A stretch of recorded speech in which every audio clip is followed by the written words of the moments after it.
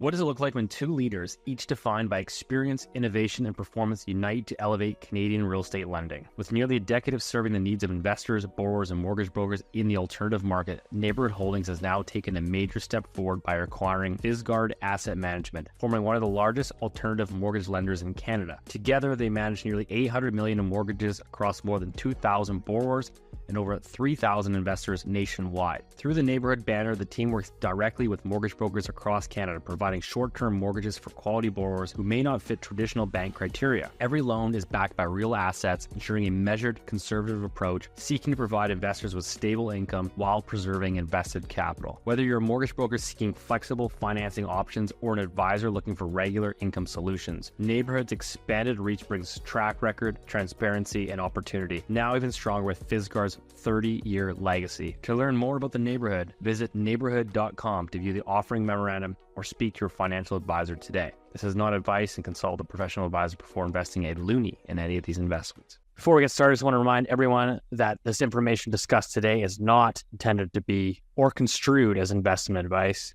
Please consult a professional advisor before putting a loonie in any of these financial markets. The dirty secret is that no one's ever going to get paid back. People have the shortest memories when it comes to investment. We just got to get Keith into Bitcoin. Hey, there's a bubble.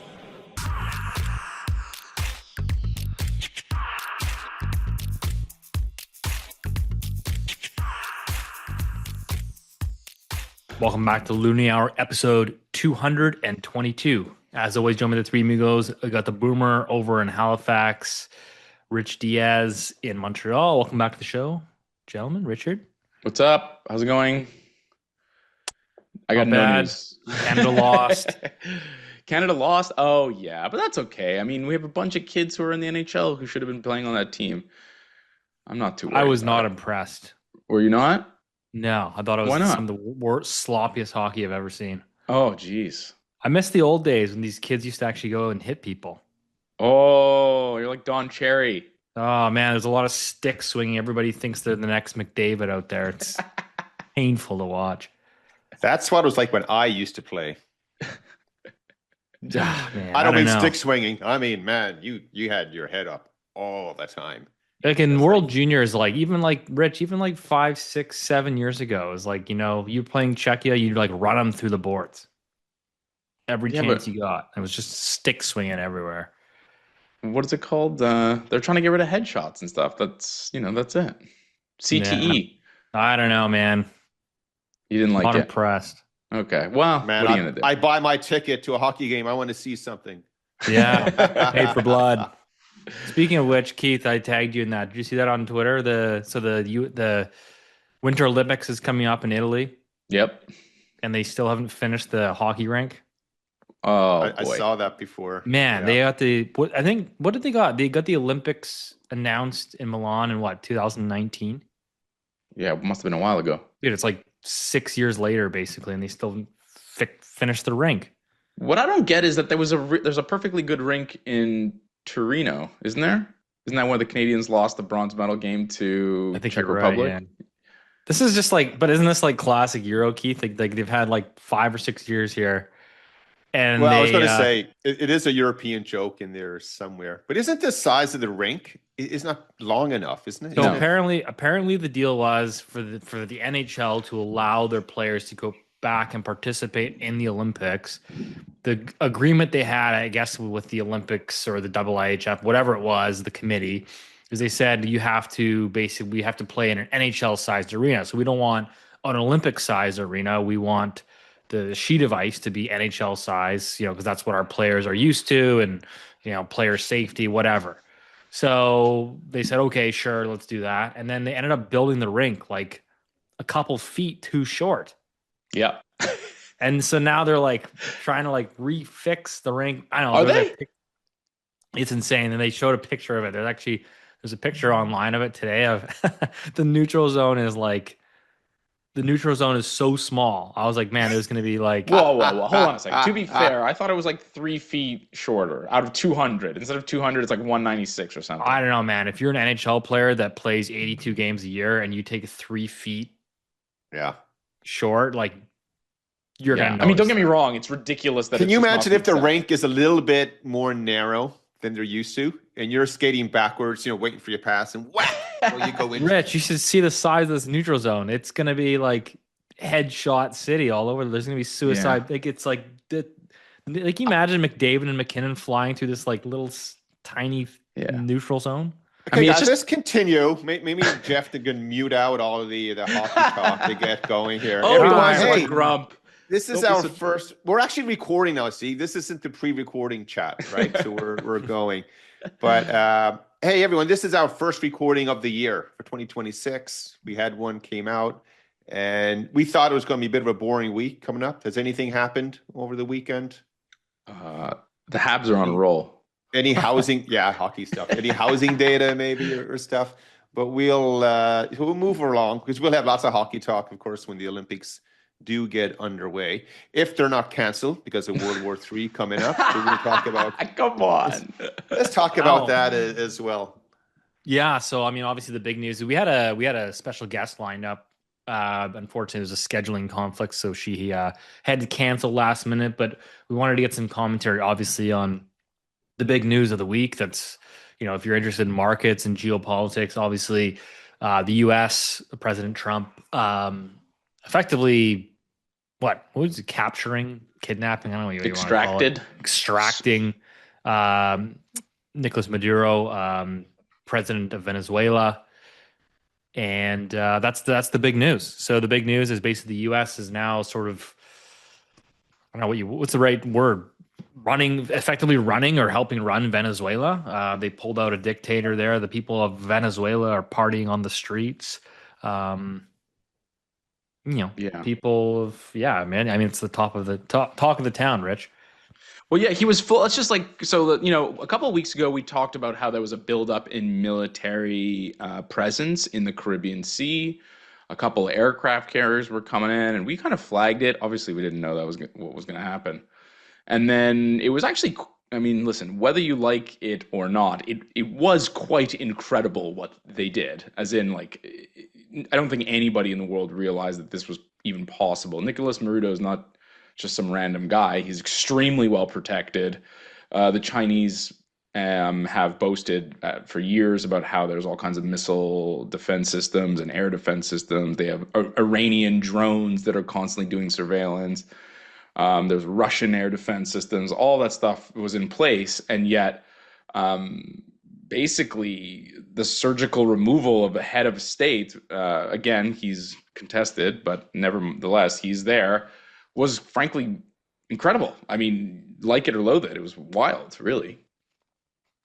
So I think there's some important context here. Obviously, seeing, like when we saw the news, Rich, like, I mean, our job here is to put together a podcast and put together as much insightful commentary as we can. And so obviously just spending a ton of time doing a lot of research, reading a lot of different perspectives, different views. Like, I think the one thing to really highlight here is, I'm sure there's a lot of Canadians out there that aren't necessarily paying attention to the state of Venezuela and what's been happening there. But really since 2010, the population has contracted by roughly 20%. I think it was the largest humanitarian crisis in modern history. I think 7 million Venezuelans have fled the country. Real GDP since 2010 has contracted by 70%. Effectively, people have basically been starving, right? You have this state-controlled where they basically nationalized a lot of the private sector, oil fields, etc. And so it's been this huge humanitarian crisis. I think was it in 2019 they had the election that Maduro basically said, "Nah, we don't care about the results." Well, there was that one, and then, but more recently in 2024 they had a presidential election, and actually 50 countries, I think, refused or did not recognize the winner of that 2024 Venezuelan presidential election. And indeed, the lady who was the opposition leader ended up winning the Nobel Peace Prize of last year. Her name is Maria Corina Machado, I think is her name. That's pretty good, Rich. Yeah, the pronunciation. I mean, well, I am Portuguese. I should get a Spanish name right every now and again. But Steve, it's like, it's not just that. It's like, you talked about real GDP. I think real GDP per capita is back to like 1970 levels, which is really quite incredible. There's widespread poverty, shortages of food and medicine. There's the collapse of public services. But what I think people don't understand is how embedded the state is with respect to the narco terrorism that is there. And not to mention the Chinese and Iranian networks and the Russian networks that were there. In fact, one thing I really thought was really interesting was when Maria Corina Machado was pressed on the so-called U.S. invasion of her country, Venezuela. She pressed back and actually said, and I quote, "Venezuela has already been invaded. We have Russian agents, we have Iranian agents, we have terrorist groups such as Hezbollah, Hamas operating freely in accordance with the regime," end quote. So it's really just a total mess. Whether you think it's appropriate for one sovereign nation to surgically extract the leader of another or not, it's just a mess down there. So I don't know how it's going to play out. Well, Pete, do it's you have any really, thoughts? yeah, absolutely. I mean, you guys hit the main points so far, and people, obviously in the world today, people lean strongly in one side or the other side, something like that. People who really know me know I don't lead any. I'm not in the middle. I just have a different view on things. And what I find really interesting with the I think Rich and I, we call it the event. We don't know what to call it. Yeah. When we're chatting on the weekend. But there were some really strong views as saying, hey, this should not have happened. And I think it's all geared towards, because who the president is of the United States, there's a lot of strong dislikes towards him for various reasons. It's a feeling. People have a feeling. But as you said, Steve and Rich, this is not a functioning country at all.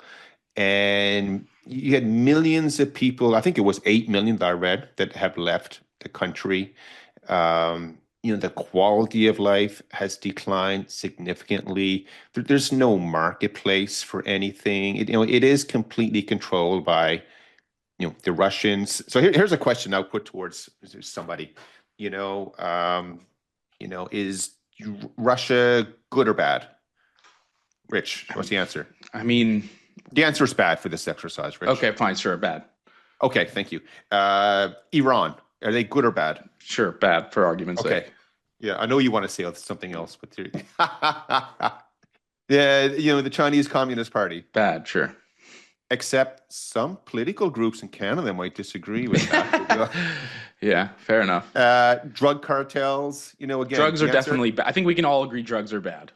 Hezbollah, bad. Like there's so many reasons why anybody would say, yeah, this has to change.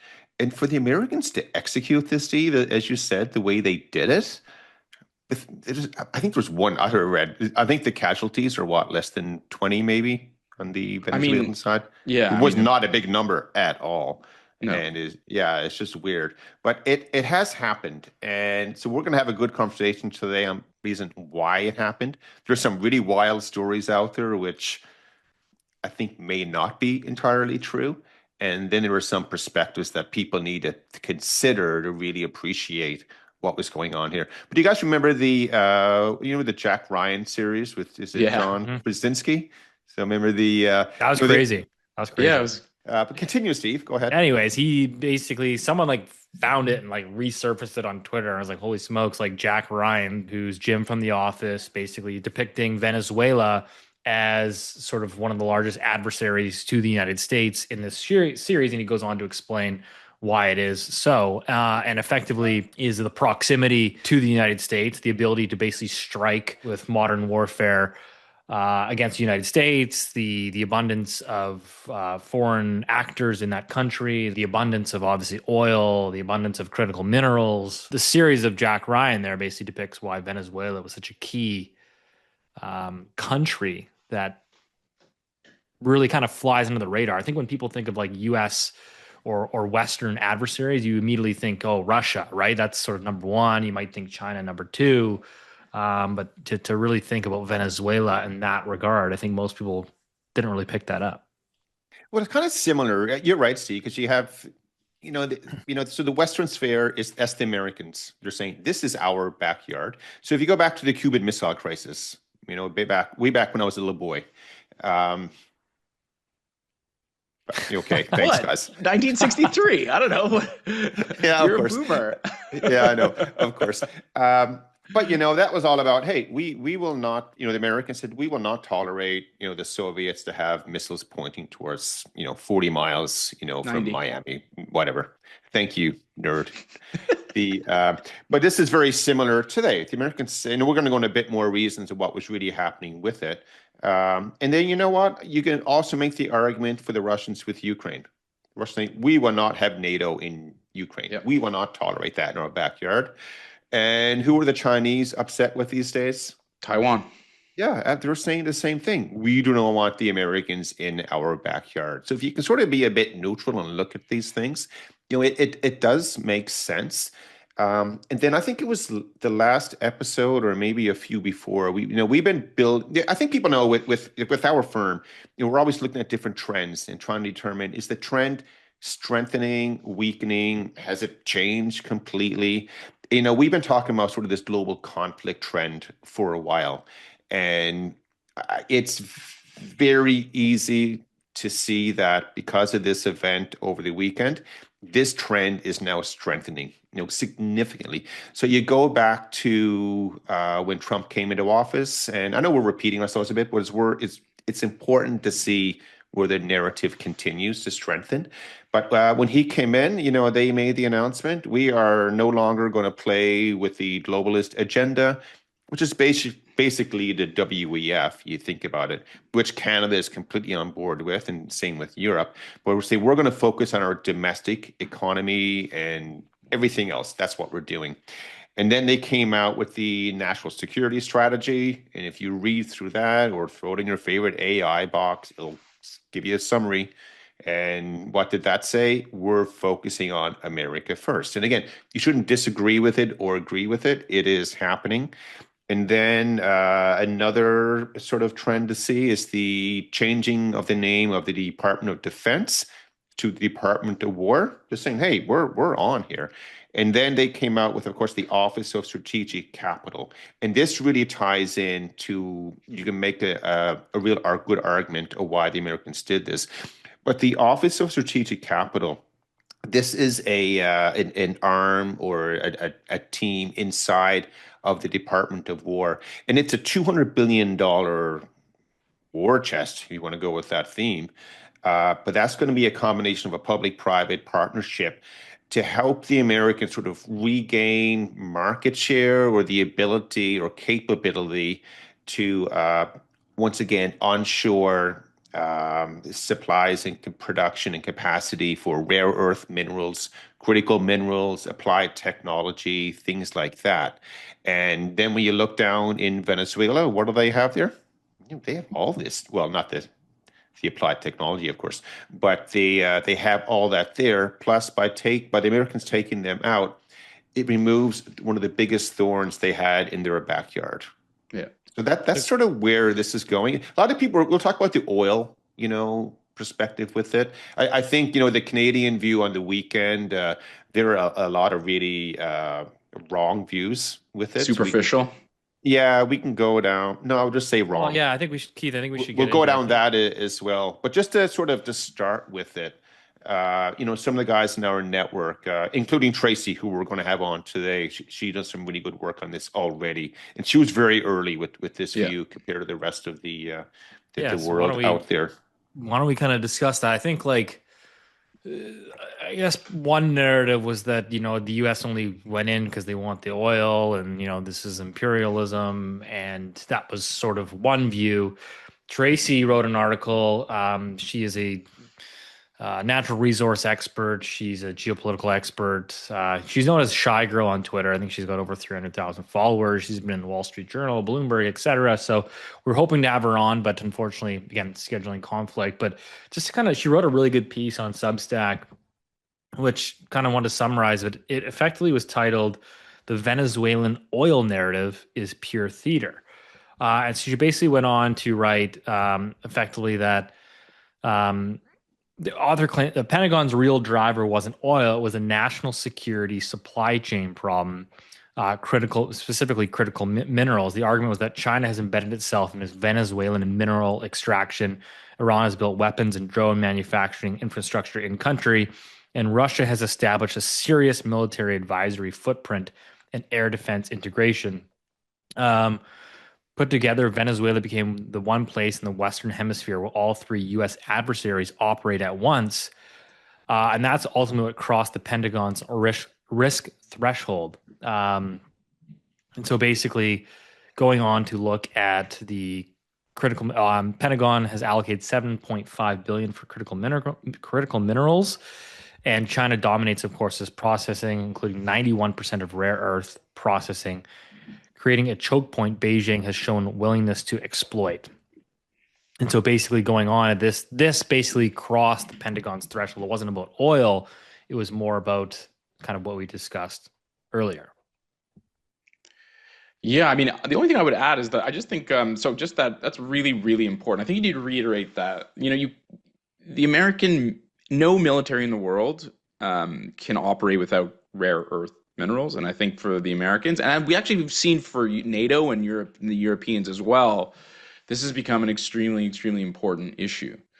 And I think that's what she sort of articulates. And I think that the superficial or as Keith would say, wrong interpretation is this like, oh, here we go again, the U.S. sort of getting involved in nation building, in regime change with respect to oil. But listen, the world has changed since 2001 and 2003. The U.S. used to produce 4 or 5 million barrels of oil a day. They now produce 13.4 million. It's just not, the U.S. oil consumption has been 20 million barrels of oil per day for years and years and years. And funnily enough, they already were getting 20% of Venezuelans' oil exports. So I think what's really, really important, Steve, is you highlighting that it's about this security apparatus. And to quote Mark Rubio, and I think it's really important because he's the U.S. Secretary of State, and to bring it back to Keith, when Trump got elected, I think if I remember correctly, I made a really big deal about, just listen to what Mark Rubio says and how he says it. And I remember talking about his Senate confirmation hearing, which, by the way, he was, if I remember correctly, Keith, he was elected unanimously by both Democrats and Republicans as the U.S. Secretary of State. And he made it clear that the U.S. is going to pivot away from Europe and really focus on China as their main strategic adversary rival. And again, he said, this is the Western Hemisphere. We're not going to allow it to be a base of operations for our adversaries. So it sort of ties in everything that you've talked about, Steve, that you've talked about, Keith, and that what I think everyone really should be paying attention is with respect to America's foreign policy is not what Donald Trump tweets or says. It's really what Marco Rubio has been saying really from the beginning. He's extremely consistent. He's everything that Donald Trump is not. Methodical and clear, precise in his language. He's, really, really, really sharp cat, and he has the support of both political parties. Make no mistake about it. So, Rich, do you want just to sort of add to that again from Tracy's article here? It says the United States is 100% import reliant for 12 critical minerals and over 50% reliant for 28 of the 50 minerals classified as essential to national security. These materials are not interchangeable. They form the irreducible foundation of modern weapon systems. China controls between 60 and 95% of global processing capacity for most critical minerals. More critically, China processes 91% of rare earth elements globally. When the Pentagon needs neodymium, I have no idea how to say that, for permanent magnets in missile guidance systems, or tantalum for capacitors in radar equipment, or cobalt for superalloys in fighter jet engines, those materials pass through Chinese refineries. This creates a choke point that Beijing demonstrated willingness to exploit when it imposed export restrictions on rare earths in April of 2025 as retaliation for U.S. tariffs. So it goes on to say the Pentagon's stockpiling initiative targets the exact materials found in Venezuela's southern mining regions. Tantalum, delivered from Colton ore, received $100 million procurement funding. Antimony secured $245 million. Cobalt warranted $500 million. These are not market purchases. These are strategic reserve acquisitions designed to ensure weapons production continuity during supply chain disruption. So basically, it goes on to say Hugo Chavez understood what he possessed when he announced in 2009 that Venezuela held vast reserves of coltan, which he termed, quote, blue gold. He explicitly connected it to African conflicts, noting wars fought over this mineral used in long-range rockets. Yeah, it's kind of like I don't know. I don't know what the hell coltan was prior to I this. still don't know what it is. Colton is I think essential so. for, yeah, I'll tell you right now. Colton is essential for manufacturing tantalum capacitors used in every advanced electronic system, including military communications equipment, missile guidance computers, and radar systems. Okay. I think you pronounce cobalt very well. The other ones, I'm not convinced of. Yeah, well, someone will correct me in the comments Yeah, section. I don't know how to say any of that shit. I didn't even know those things existed until I read Tracy's note, to be honest. So let's just sort of circle this. I think now people who are listening now might better appreciate the why this occurred. And we're certainly not trying to diminish this as a, hey, it was a fun weekend, or it's, you know what, it's unimportant for different reasons. To be very clear, this was an incredibly unsettling event on the weekend for the whole world. Everyone was had very strong reactions towards it for different reasons. And it, in my view, it's not something the three of us have discussed, but it certainly strengthens where the world is headed towards global conflict. So we can talk about that a little bit. But do you want to shift a little bit now to the whole oil narrative that Sure. initially came out, and it may not be as strong as what was initially thought? Yeah. I mean, I'll step in there, I guess. I mean, I think at first blush, I think people were just like, oh, Venezuela has the largest amount of oil reserves in the world. It's around 300 billion barrels. Although now that people are really sniffing around there, there's some doubts about the veracity of that number. But let's just take it at face value. Venezuela basically, that puts Venezuela at the top of the table. The second biggest oil reserves in the world is Saudi Arabia. And the third is, Keith, is Canada, Team Canada, with about 170 billion barrels of oil. Now, the reason that's really important with respect to Canada and why people right off the cuff thought it was critical is because of the type of oil that Venezuela has.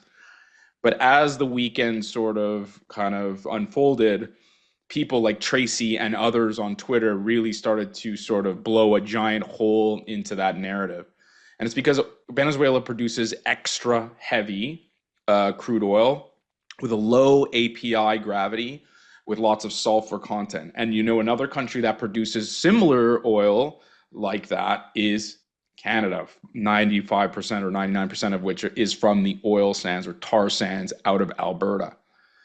And so the idea was that, well, United States is going to invade Venezuela and unlock this extra heavy crude, which is going to displace Canada's oil. So all things being equal, this is bad for Canada. Now, again, I think it's a superficial analysis, as underscored by many really smart and amazing analysts all over the world over the last 48 hours.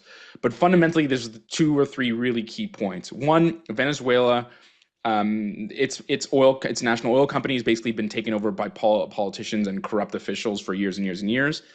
And there has not been anywhere near enough capital to keep the machine going. Basically, they used to produce 3 million barrels of oil a day. It's now down to 8 or 9 million. Sorry, 8 or 900,000. I think it's about 700,000, Rich. Yeah. So excuse me. Yeah. So we're way down.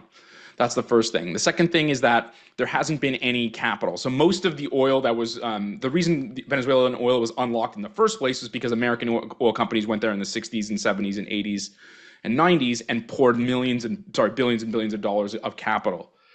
They were obviously effectively kicked out when Hugo Chavez was in charge. And so the lack of capital has basically depleted, in effect, their capacity and ability and knowledge to basically sustain those operations, as demonstrated by the collapse. The third thing that's really, really fundamental is that not all oil is created equal, as I've mentioned many, many times on the show. And the problem with that, I can never say the name of this region properly. It's called the, what is it called? The Orinoco oil belt, which is basically just is parts of the northern part of Venezuela. I can never say that name. Steve, Anyway. why don't you pronounce it, Steve? You're good with the big words. No, Rich has today. done a great job. It's just really, really, really difficult and annoying and expensive to process that that crude oil. It's extremely viscous. There's lots of heavy metals. There's lots of sand, high sulfur content, and yes, it's true that loads of refineries in the north part of the Gulf of Mexico, in Louisiana and Texas, whatever, are basically geared up for that. The truth is that it's not a like for like versus Canada. One country, and then the final thing I would just say, add on, I'll hand it back, is that there's 400,000 kilometers of pipeline between Canada and the United States. And why is the United States so interested in this heavy oils? Because they produce less dense, lighter, higher API gravity oils.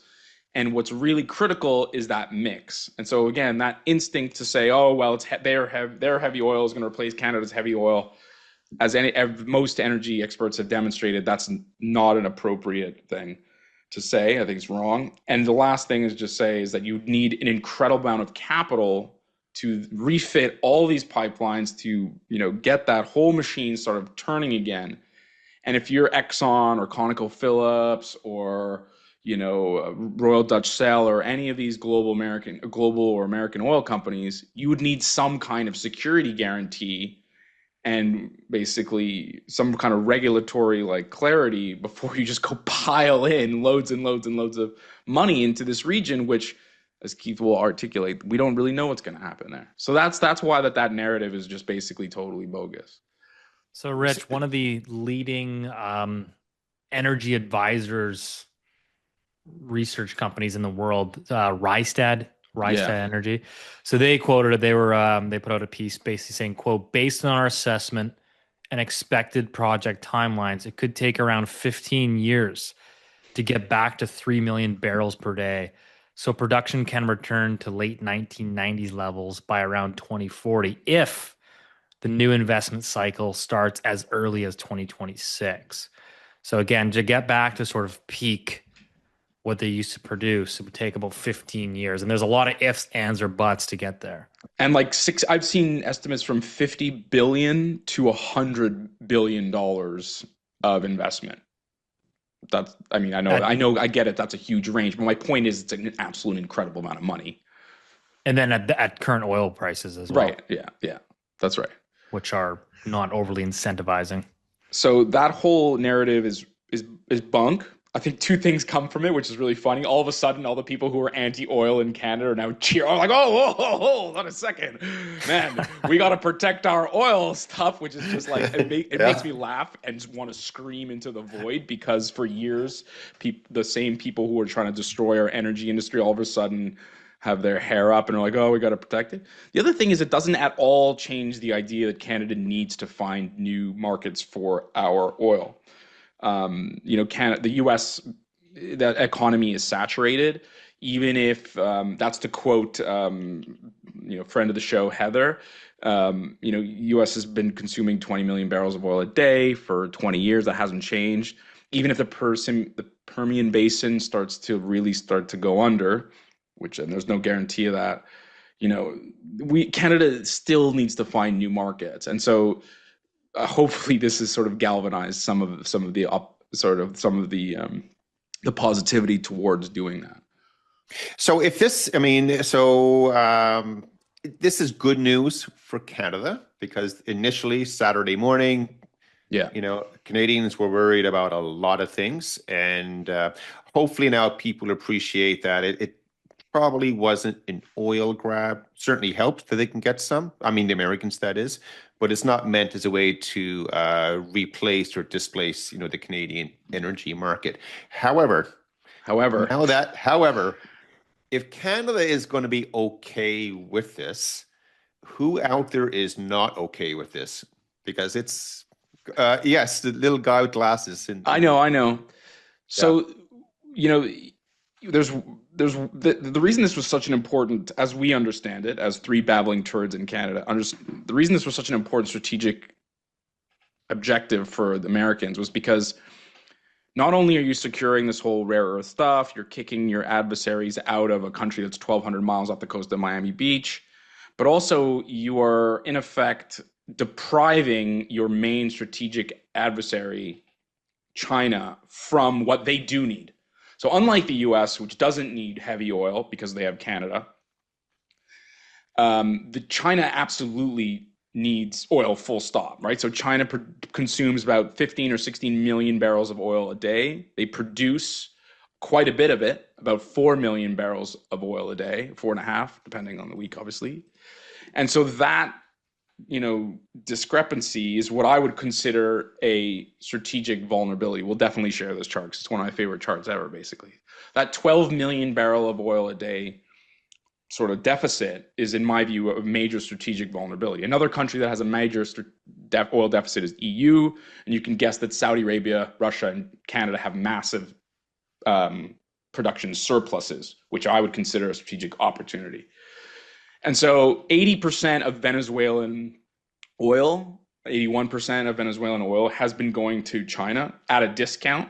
These are not, interpretations. This is widely known facts. And China has spent an incredible amount of money in two ways. One is building facilities, for example, in the Guangdong province. Sorry if I'm butchering that basically provides refining for 800,000 barrels of oil a day, which is really quite an incredible amount. That's about almost 80% or whatever, 90% of Venezuelans' exports. And China has also spent an incredible amount of money sort of on egress, right, which is getting oil out of Venezuela. And so for the US to basically come in and be like, well, we are now going to be able to throttle that output is fundamentally where I think that is really one of that's a key thing. The oil doesn't matter for the US, the oil matters for China. And I think that's really, really important to get or to understand. So again, to go back to this whole, we are a Canadian podcast, of course, but we are describing a narrative here that will deeply affect Canada, I think, significantly come out in terms of the global economy, the price of commodities, and you name it. Canada is not a big, strategic, important country in the world today. We just have to face that.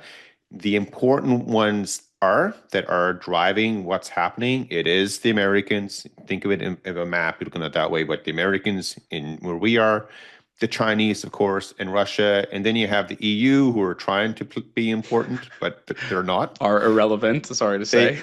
They are irrelevant.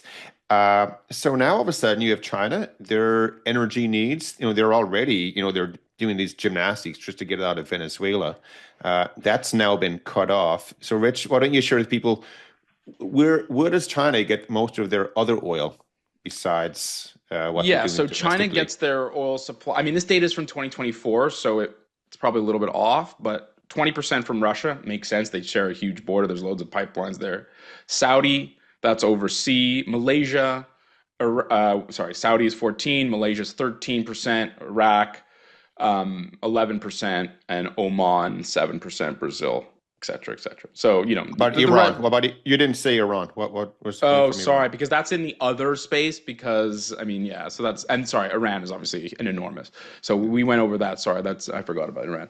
But something like, what was it, Keith? I forget now the number. It's in the chat. Something like 70% of Iranian oil goes to China as well, which is a huge. So huge another episode, I'm assuming soon, we may be talking about what's happening. And again, this is in the geopolitical world, which affects markets significantly. Yeah. We had the Venezuela incident, or hostage taking, as some people are calling it, or the extraction.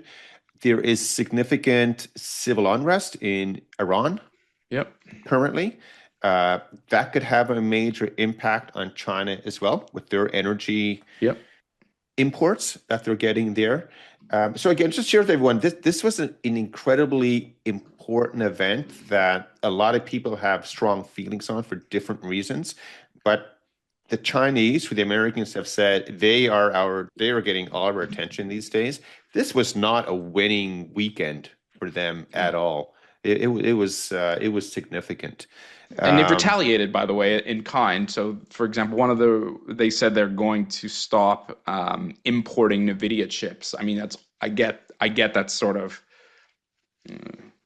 small potatoes maybe, but it's more about what it's more about to me that's a sentiment indicator. It means they're not happy, and they just made a deal and now they're sort of reneging on this deal, etc., or vice versa. Now, I want to talk one more on this, so just sort of hang in there for another bit.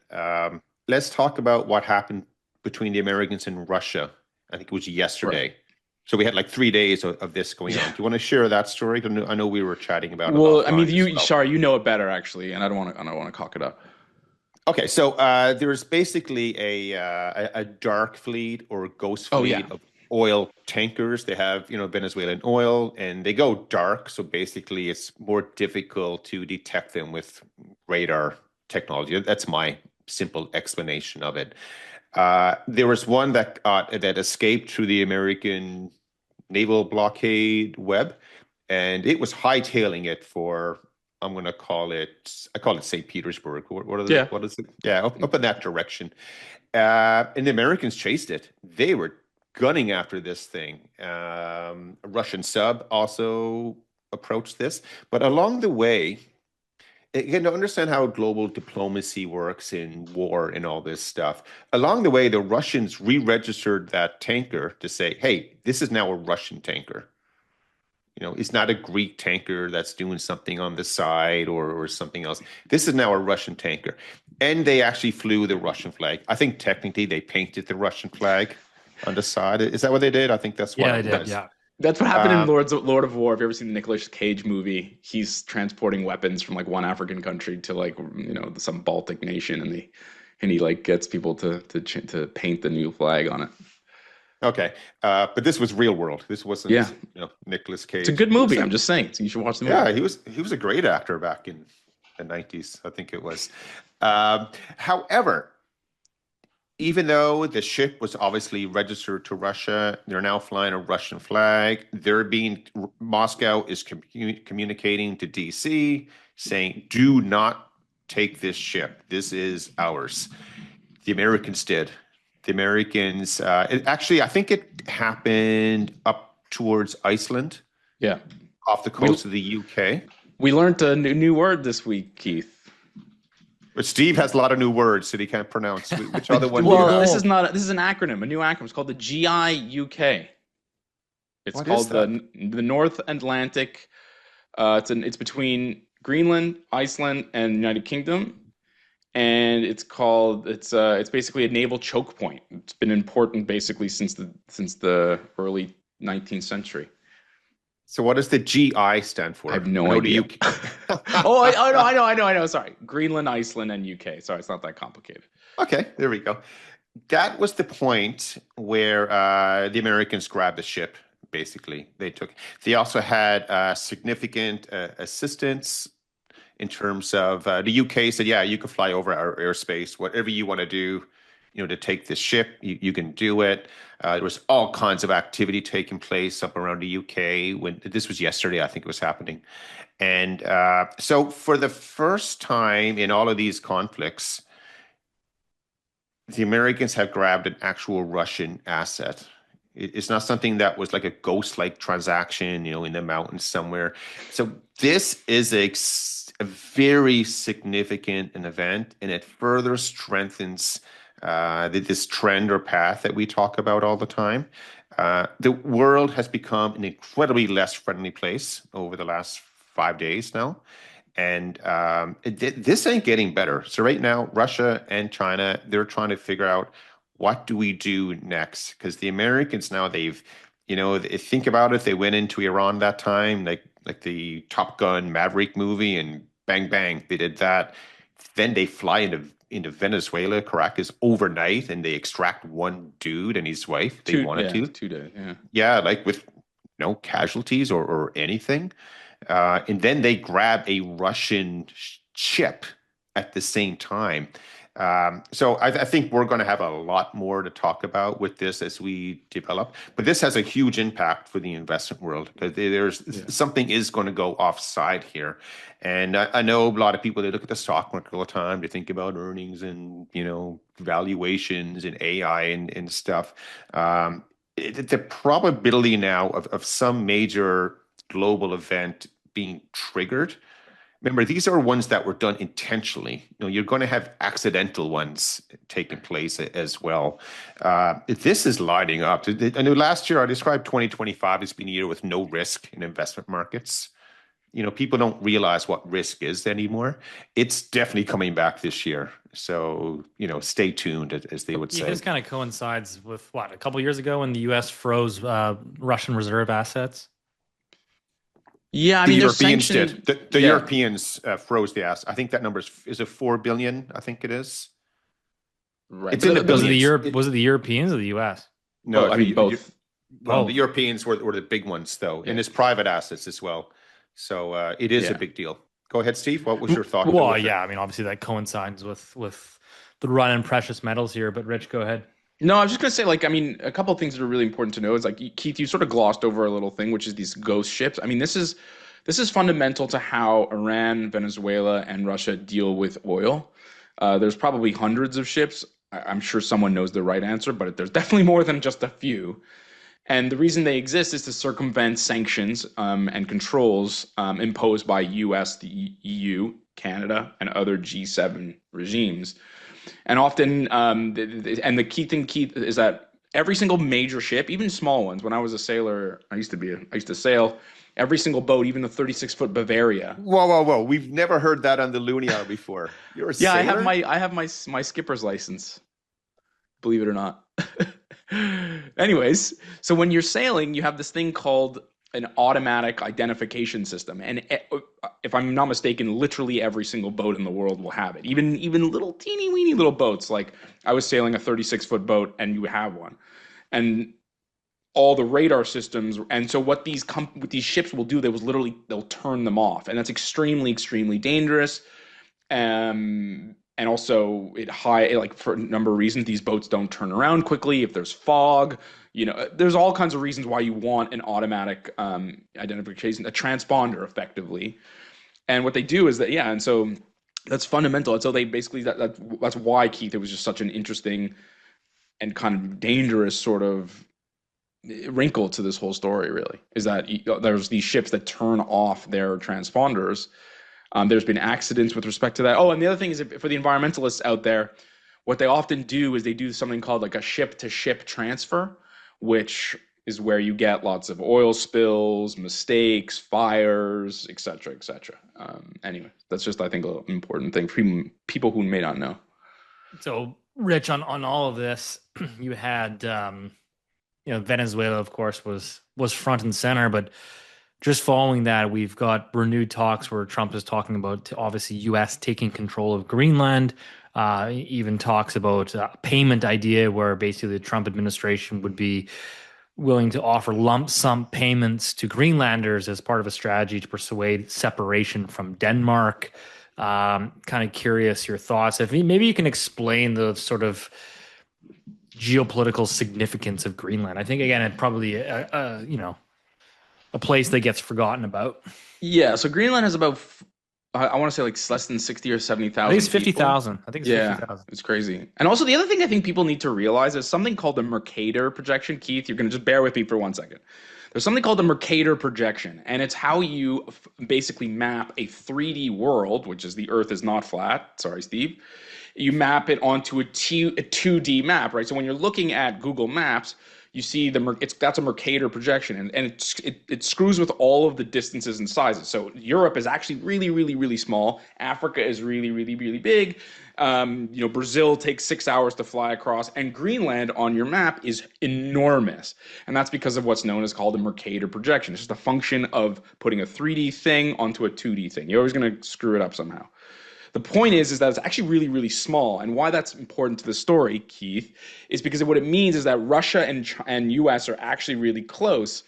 And we remember we learned there's a thing called the Kola Peninsula, which is just near St. Petersburg, and it effectively means that's where like there's an enormous buildup of military equipment, ships, intercontinental ballistic missiles, planes, reconnaissance vessels, and it allows effectively Russia to have relatively easy access to Washington D.C., New York, Chicago, and the Pacific coast.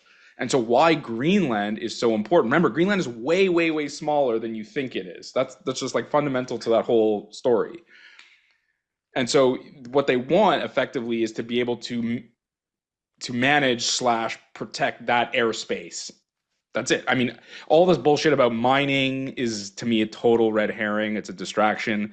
To me, that's my personal view. I get it. I'm not a military expert, but that's how I see it. I don't know, Keith, if you have a different view. No, I have a simpler view. Get the globe. I'm being serious now, and actually look at, so you have the North Pole sort of in the middle, and that's where you will see how close in proximity Russia is to not only Canada but to the Americans as well. Yeah. And I mean, obviously, you have a period of the year where some of it is ice free. You can, Rich can sail around on his 24 J24. What are you sailing? 36-foot Bavaria.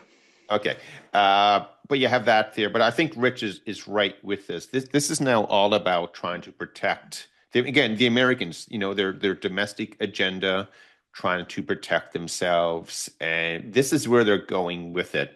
And of course, Europeans are up in arms about it. A lot of countries are now fearful that their fearless leader is going to be extracted overnight. I know there's one big fear in Canada for one of them. Doug Ford, apparently, which is complete nonsense, obviously. Didn't you see that, Steve? Is that what you shared with us? Is that the article? Yeah. No, but just to sort of reiterate on the Greenland stuff. So it's the shortest route for long-range missiles between Eurasia and North America is over the Arctic. It also hosts the upgraded early warning radar. It's a system that operates 24/7, feeding missile warnings to NORAD, or U.S. missile warning architecture. The other thing is one more little wrinkle. The other thing is that there's been an agreement with the U.S. and Greenland, or Denmark, I guess I should say, for like 70 years. There's already a military base. We should share this chart, actually. There's already a military base. Share that map, Rich, that you did the other day. There is already a military base in Greenland. I think it's more related to space, if I understand correctly, rather than strictly military. Yeah, Rich, I'm reading it right now. So it's called, man, this is a tough episode. Pitufik, Pituffik. Pitufik. I heard cobalt. That's an easier one. It isn't just about missiles. It supports space domain awareness, basically tracking objects in space, and satellite-related operations via U.S. Space Force units. But my point was just simply that there's already this idea that they're going to like take it over, and there's already been a defense agreement, which is sort of one of the things that people have really pushed back on Trump's like, listen, you can already put all your military shit there anyways. So why all this bloviating about buying it or this and that? They've had an agreement there since the 60s. I mean, or even earlier than that, if I'm not mistaken. So that's the part I don't really get, but just so that people understand. I mean, again, you can just Google it and just Google Greenland and U.S. and military agreement.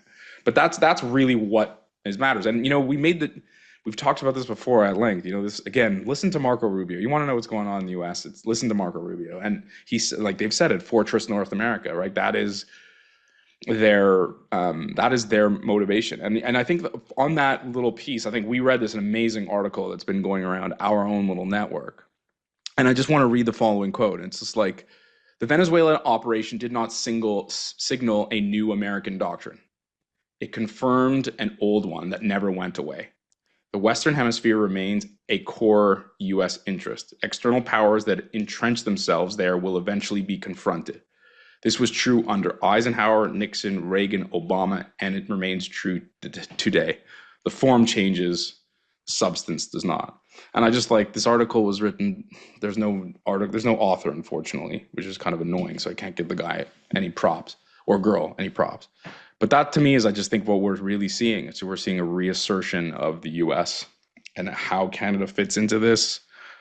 I mean, maybe we'll save that for a different episode, but It's really interesting, kind of terrifying.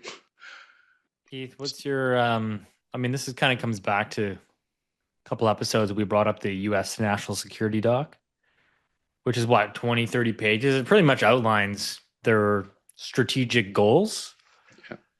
And I think it's just, in terms of sort of macro and obviously being, investors and interested in that space, obviously it just means massive geopolitical shifts and sort of a refocus really of sort of what's important. I think that's what you're seeing is, I think it's certainly waking up Canadians. Obviously, I think that's why you're now seeing changes at various levels of government. And, I think we're at least saying the right things now. Yeah. That this is kind of like the wake up call to hopefully get more energy infrastructure, natural resources, and actually harnessing those. It is absolutely. And, we've been talking about this for a while, and, we did not say Venezuela would be an event. We didn't know, not the way it occurred anyway. By the way, it was the cleanest event. You're going to have one. It was pretty good. Yeah. I mean, to be fair about it.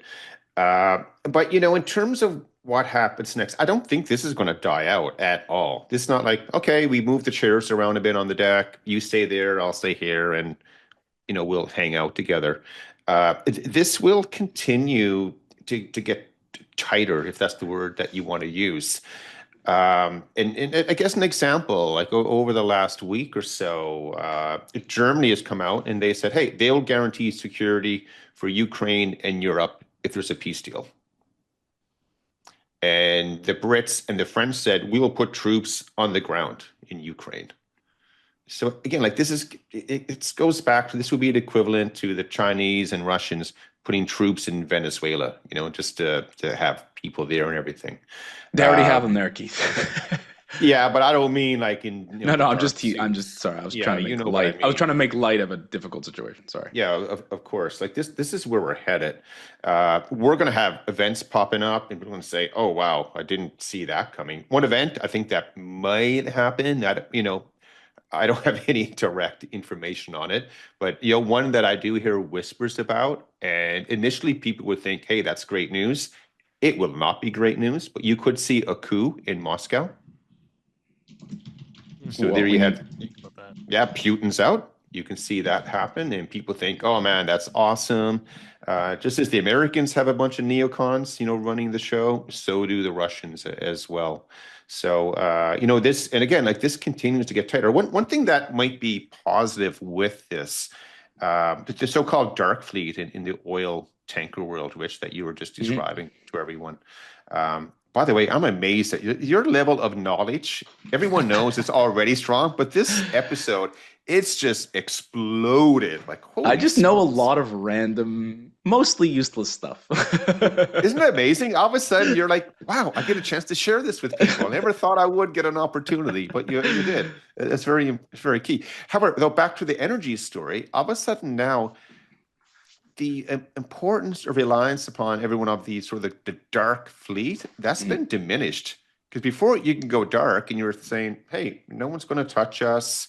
We're safe. We sell it at a discount and think the American just put that upside down yesterday. Yeah. So that's changed significantly.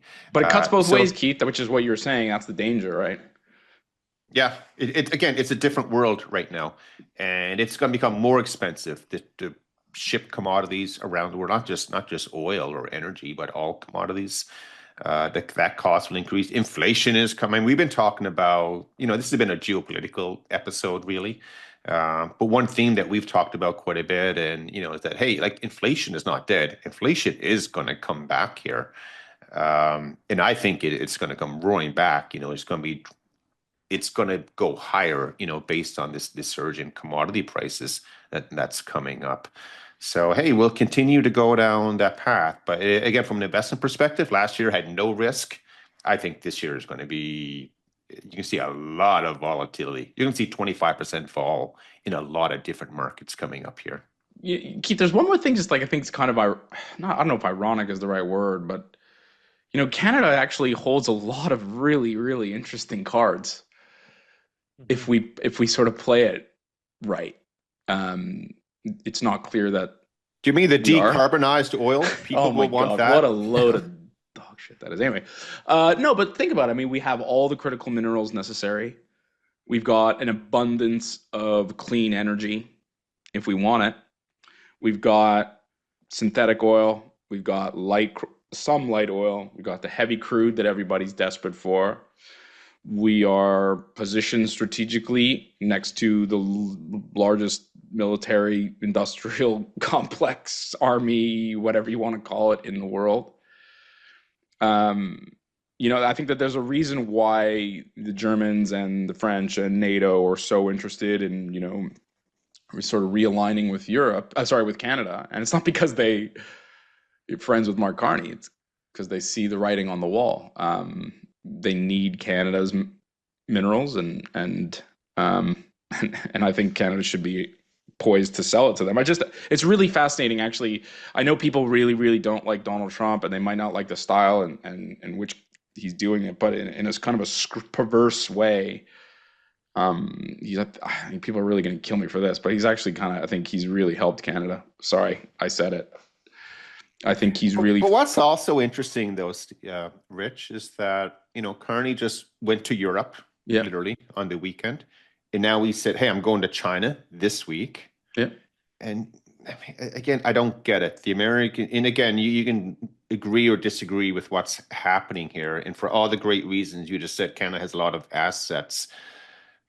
And yet you're not looking at the obvious partner, the partner we've had our entire existence, basically, for doing business. So that I disagree with. I think they're poking the bear. And well, wait a second. The U.S. is still going to deal with the U.S.'s largest trade. One of the U.S.'s largest trading partners is China.